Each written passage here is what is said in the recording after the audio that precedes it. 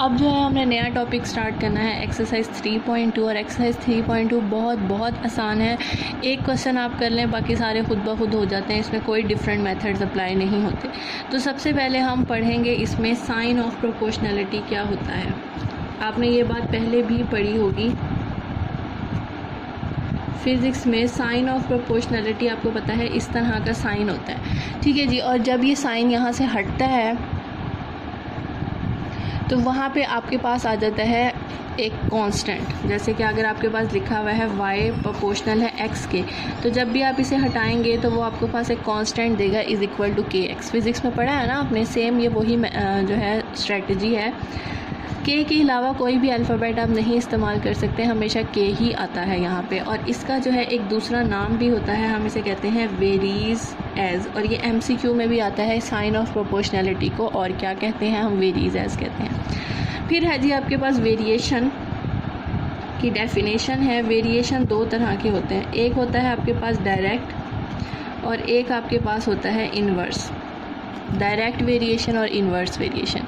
Direct variation का मतलब ये होता है कि अगर कोई भी क्वांटिटी आपके पास बढ़ रही है ना, तो दूसरी भी बढ़नी चाहिए। जैसे कि फॉर एग्जांपल अगर आप एक कार को लेके जा रहे हैं, स्पीडली लेके जा रहे हैं, कार की स्पीड बहुत ज़्यादा है तो डिस्टेंस भी जल्दी कवर होगा, तो इसका मतलब है स्पीड बढ़ रही है तो डिस्टेंस भी ज़्यादा कवर हो रहा है।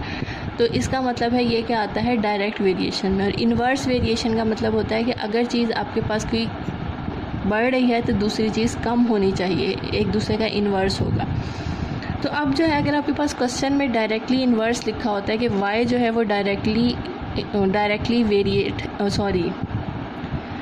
वेरीज डायरेक्टली है, y वेरीज डायरेक्टली है, तो आप इसे इस तरह लिखेंगे। और अगर आपके पास इस तरह लिखा हुआ है कि y जो है वेरीज इन्वर्सली है, तो आप लिखेंगे y 1/x, ठीक है। मतलब इन्वर्स में ये 1/, की फॉर्म में आ जाता है और डायरेक्ट में हम सिंपल इस तरह लिख देते हैं। अब हम इसके क्वेश्चंस को स्टार्ट करते हैं कि ये क्वेश्चंस पे किस तरह इम्प्लीमेंट होता है। तो क्वेश्चन नंबर 1 है जी आपके पास एक्सरसाइज 3.2 का। बुक थोड़ी रफ हो रही है तो आप उसे ना देखिएगा।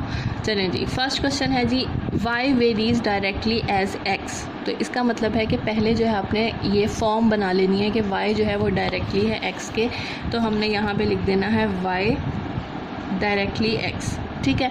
करने के बाद आपने इस प्रोपोर्शनैलिटी के साइन को यहाँ से हटा देना है। तो ये कैसे हटेगा, ये आ जाएगा इज़ इक्वल टू kx। हटाने के बाद अब वो क्वेश्चन में ये कहते हैं कि आपके पास y की वैल्यू 8 है और x की वैल्यू 2 है। तो आपने इस क्वेश्चन में जो है ना ये पुट कर देना है। y की जगह आपने 8 पुट कर देना है और x की जगह आपने 2 पुट कर देना है। इसमें से k की वैल्यू निकल आएगी 4। यहाँ पे आके ना अब हम आगे चलते हैं। अब वो क्वेश्चन में कहते हैं find y in terms of x। इसका मतलब ये है कि ये वही क्वेश्चन है जो आपके पास पहले हो चुका है। तो आपने y in terms of x का मतलब है वैसे ही लिख देना जैसे हमारे पास क्वेश्चन था, जैसे ये था y is equal to kx। First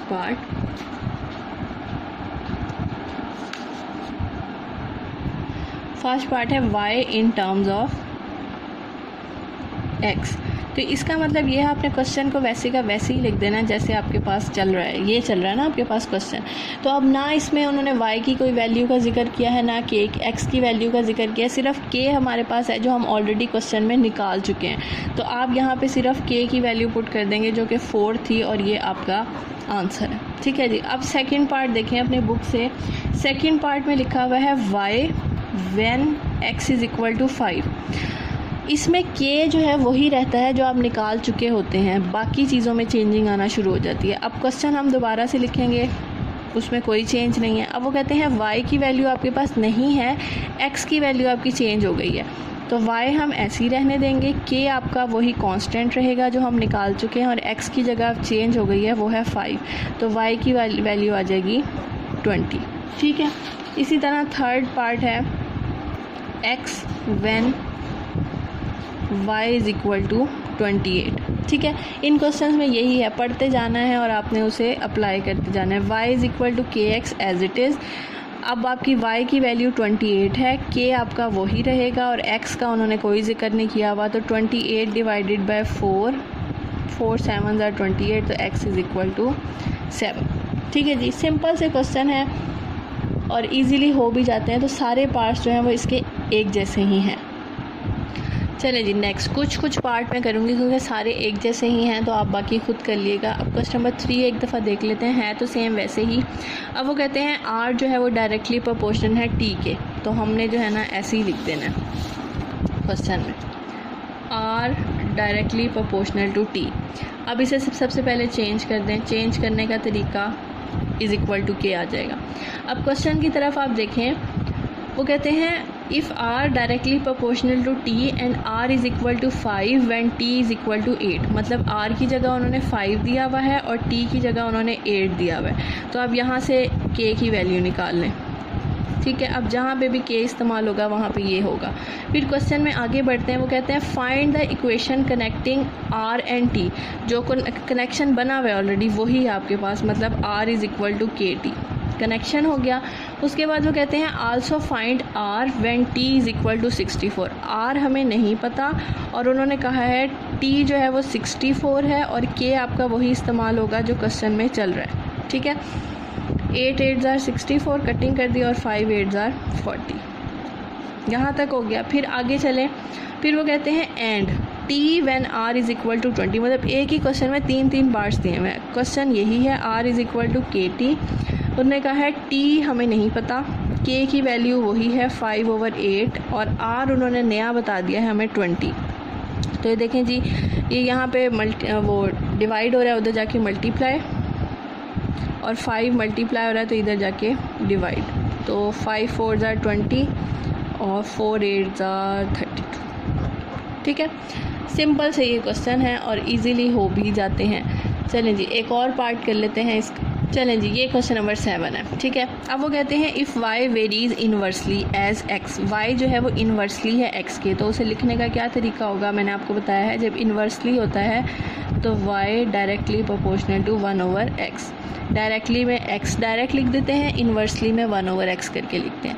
अब हम यहाँ से प्रोपोर्शनैलिटी का साइन हटाएंगे, ये साइन हटा दिया हमने, वहाँ पे के आ गया। अब वो कहते हैं y की वैल्यू 7 है और x की वैल्यू 2 है, यहाँ तक हमने क्वेश्चन किया। तो y की वैल्यू 7 और x की वैल्यू 2 डिवाइड हो रहा है, उधर जाके मल्टीप्लाई हो जाएगा और k की वैल्यू निकल आएगी 14, ठीक। अब वो कहते हैं फाइंड y, क्वेश्चन वही रहेगा जो हमारा है, y इज़ इक्वल टू के 1/x। y आपने फाइंड करना है, x की वैल्यू चेंज हो गई है, k हमारा वही है, x की वैल्यू है 1/126।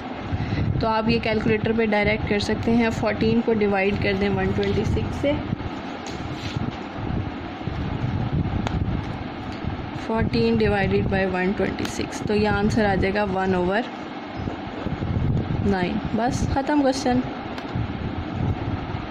चलिए जी एक लास्ट पार्ट कर लेते हैं, क्वेश्चन नंबर 13। ऑलरेडी आपको क्वेश्चन बनाया है, हमने जो है इसे सबसे पहले चेंज कर देना है। तो ये बन जाएगा m इज़ इक्वल टू के 1/n³। अब वैल्यू पुट करना स्टार्ट करनी है। उन्होंने कहा है जी m की जगह हमारे पास 2 है और n की जगह हमारे पास 4 है, ठीक है जी। तो अब ये आप सॉल्व कर लें। 4 का क्यूब होता है हमारे पास 64 और 64 इधर आके मल्टीप्लाई हो जाएगा। 64 2 जार k इज़ इक्वल टू 128। ये निकालने के बाद अब क्वेश्चन आगे चलते हैं। Find m। अब क्वेश्चन आपने वही रखना है।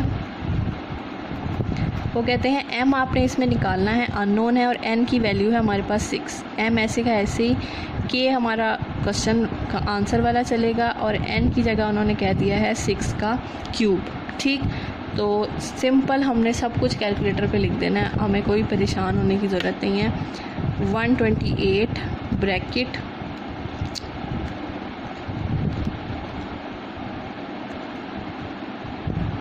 1 डिवाइडेड बाय 6 का क्यूब,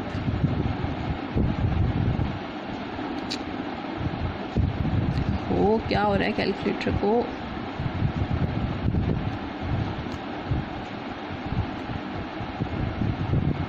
ठीक है जी। ये जैसे कॉपी में लिखा हुआ है वैसे का वैसे ही मैंने लिख दिया है। इक्वल दबाएं और मैंने साथ माइनस, तो इक्वल दबाएं, ये आपके पास आ जाएगा 16/27 डायरेक्ट। कोई आपको टेंशन लेने की ज़रूरत नहीं है, कैलकुलेटर जिंदाबाद। आगे करते हैं जी। वो कहते हैं 6 तक क्वेश्चन ख़त्म हो गया। एंड अब दोबारा क्वेश्चन को आपने लिखना है k1/n³। n वो कहते हैं अब आपके पास नहीं है और m की जगह आपने पुट कर देना है 432।